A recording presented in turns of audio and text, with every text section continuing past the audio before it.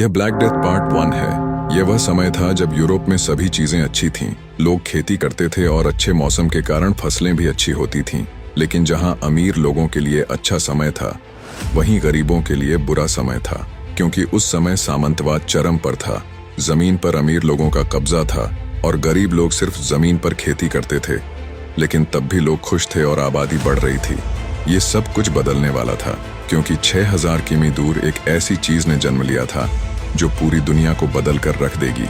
Mongol साम्राज्य ने पूर्वी एशिया की एक बड़ी भूमि पर कब्जा कर लिया और उन्होंने व्यापार मार्ग खोला जिसे रेशम मार्ग कहा जाता है।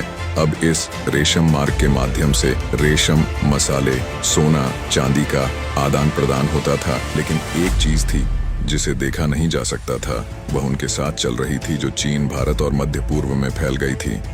हजारों की संख्या में लोग मर रहे थे, लेकिन क्यों, यह कोई नहीं जानता। इन सबको मंगोल साम्राज्य ने नजरअंदाज कर दिया, क्योंकि उनकी नजर काफा में था।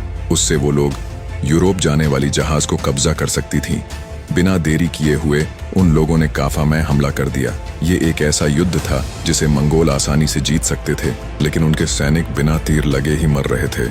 ये बेचैनी और बेबसी के कारण उन्होंने अपने ही सैनिकों को अंदर फेंकना शुरू कर दिया। ऐसे शुरू हुआ दुनिया का सबसे पहला बायोलॉजिकल वॉर।